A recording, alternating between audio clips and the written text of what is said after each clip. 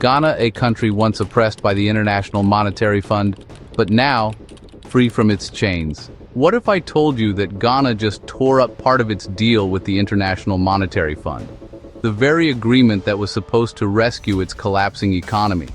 What if the country that once promised to obey every IMF directive just decided to fight back, saying, "We've had enough"? That's exactly what's happening in Accra. In a stunning reversal, President John Dramani Mahama's new government has scrapped a series of IMF-linked taxes that many Ghanaians say have done more harm than good. These include the electronic transfer levy, e-levy, the betting tax, and several so-called nuisance taxes introduced during the height of the country's fiscal troubles. For months, these levies were described as lifelines, but to ordinary Ghanaians, they felt like handcuffs. From street vendors to civil servants, people saw their already fragile earnings shaved by deductions that funded little and punished much. And now, Mahama is throwing down the gauntlet to the IMF, signaling that Ghana's survival will no longer be dictated from abroad. The breaking point: Ghana's economy has been bleeding for years. Inflation still eats away at salaries, the cedi continues its slow collapse, and the cost of living has left families gasping for air. But it wasn't always this way. Before the pandemic, Ghana was celebrated as a model of stability, a West African success story. That optimism vanished after COVID-19, the Ukraine war, and years of ballooning debt collided to create a perfect storm.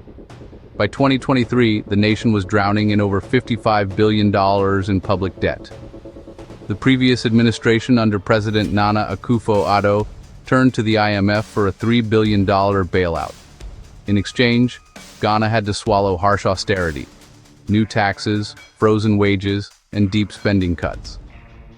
At first, the deal looked like discipline, but as time went on, it became suffocation.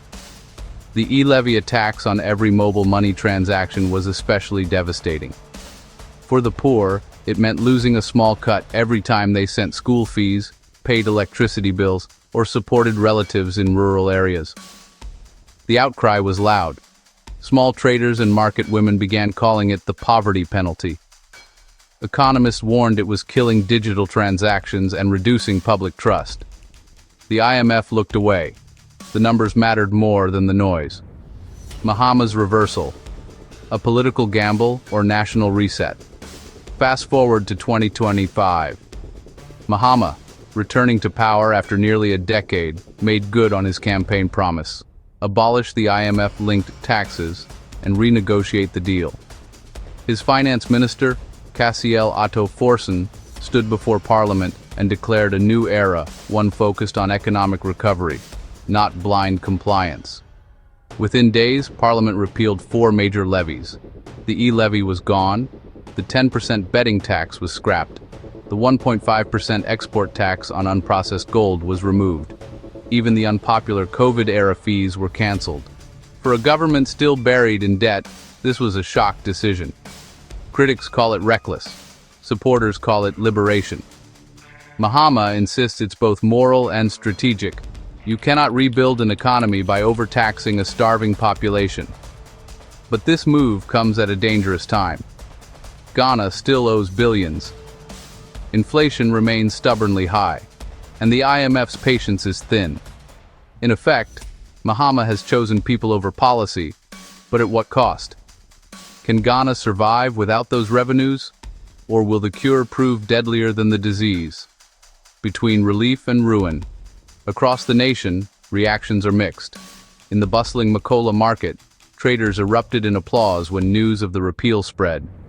For them, it's a sign that someone in government finally listened.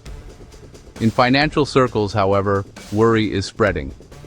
Investors fear Ghana might slide off the rails again. Defying IMF rules could mean freezing future disbursements. But Mahama seems prepared for that fight. His message to the IMF and Western lenders is clear: Ghana will not trade its people's dignity for another spreadsheet of debt compliance. Still, the gamble is immense. Without those taxes, the state loses immediate revenue. It must now rely on aggressive spending cuts, debt restructuring, and the hope that a revived private sector will fill the gap. Whether this becomes Ghana's economic awakening or its most dangerous gamble yet will depend on what comes next. So what do you think? Is Mahama leading Ghana toward economic freedom or steering it into a deeper storm? Drop your thoughts in the comments below, and don't forget to subscribe, like, and share this video if you want more fearless stories on Africa's unfolding revolution. And staying in the region, our last story takes us to Ghana, where the West African country is grappling with its worst economic crisis in decades, marked by high inflation, currency depreciation, and mounting debt. To ease economic hardship placed on ordinary citizens, Ghana's new government, led by President John Mahama, has decided to scrap several COVID-era taxes that were introduced in an effort to secure a financing from the International Monetary Fund. The government has decided to cancel the following 5 taxes that it deemed as a nuisance levy on citizens: 10% tax on lottery winnings, emission levy on industries and vehicles, 1.5% tax on unprocessed gold from small-scale miners, the 1% levy on mobile money transfers, and value-added tax on motor vehicle insurance. When a nation breaks from the IMF's script, the world pays attention, and right now, all eyes are on Ghana. Mahama's decision to scrap IMF-linked taxes wasn't just a domestic correction. It was a statement that rippled far beyond Accra.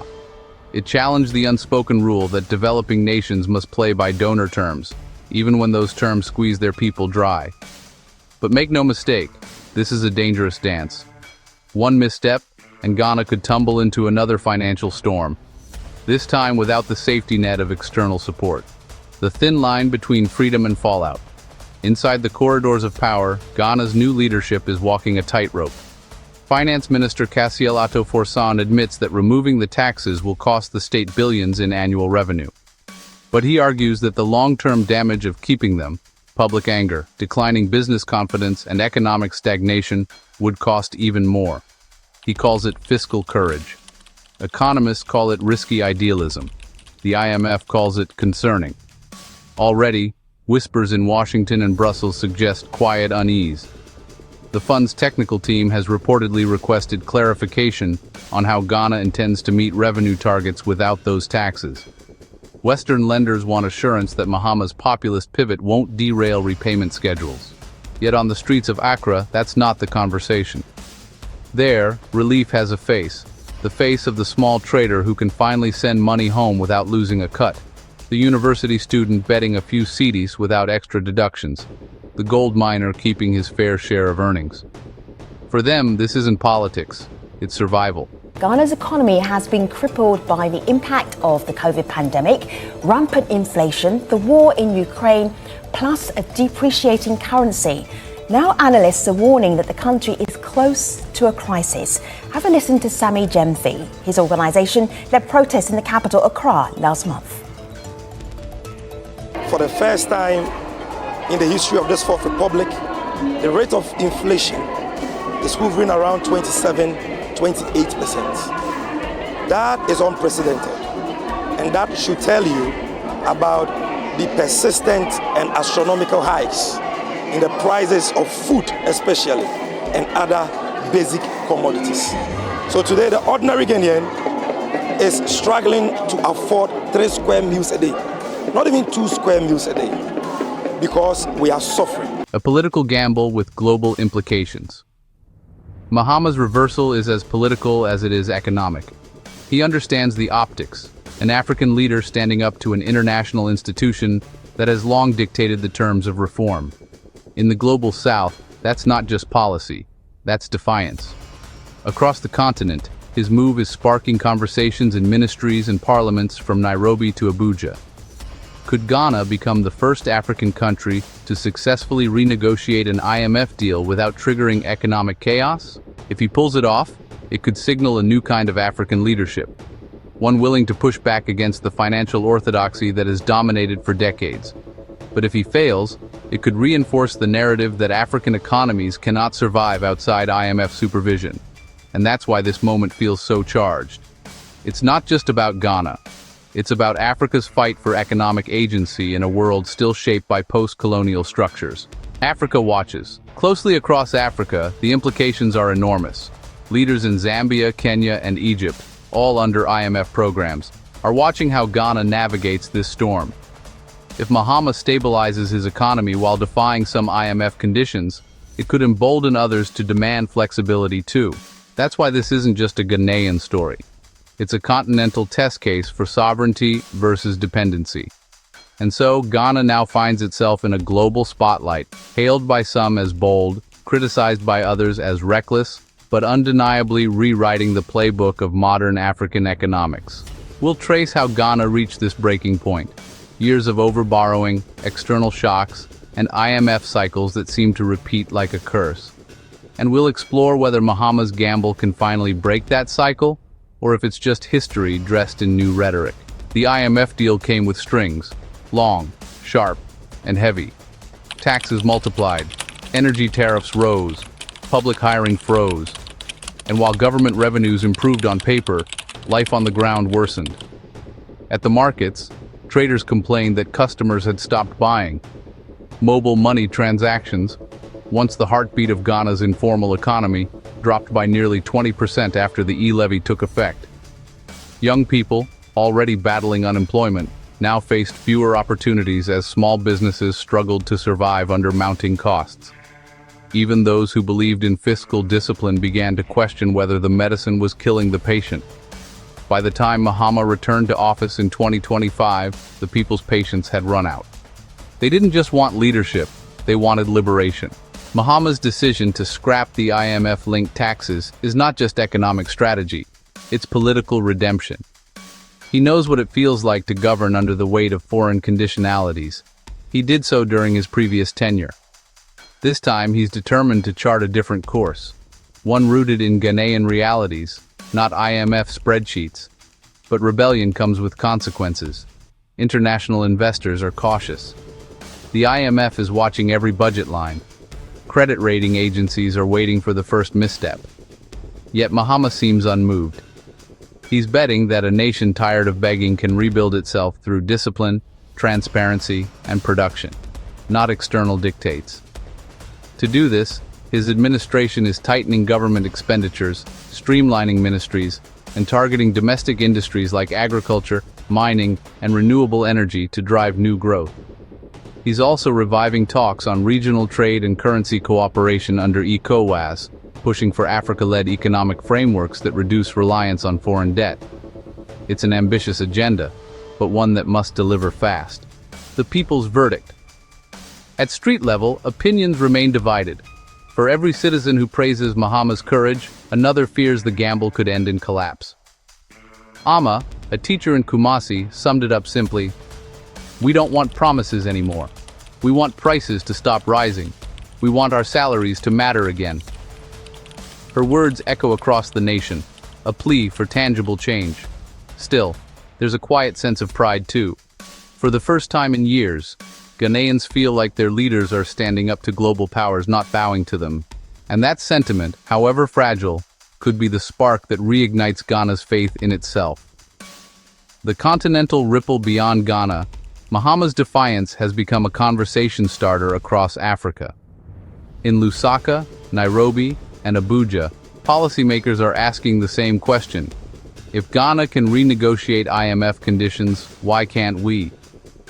This could mark the beginning of a new chapter in Africa's economic story, one where nations no longer measure success by foreign approval, but by domestic stability and dignity. If Mahama succeeds, he will not just save an economy, he will redefine how African nations engage with international lenders. If he fails, it will reinforce the very dependency he sought to break. A nation at the crossroads. Ghana stands at a delicate crossroads. One path leads to self-reliance, the other to renewed crisis. The next 12 months will tell the story. If domestic industries rebound, if inflation eases, and if investor confidence stabilizes, Mahama's defiance may be remembered as an act of national courage, the moment Ghana took back control of its economic soul. But if revenues collapse and the IMF withdraws support, the fallout could be devastating. Shortages, currency panic, and renewed public unrest. Either way, Ghana has chosen to walk a road few dare to tread. one that tests whether sovereignty can survive in a world of debt and dependency. What do you think? Is this the dawn of Ghana's economic freedom, or just another chapter in Africa's endless debt cycle? Drop your thoughts in the comments, and don't forget to subscribe, like, and share this video to keep the conversation alive. Because what happens in Ghana today might just shape how the rest of Africa fights for its tomorrow.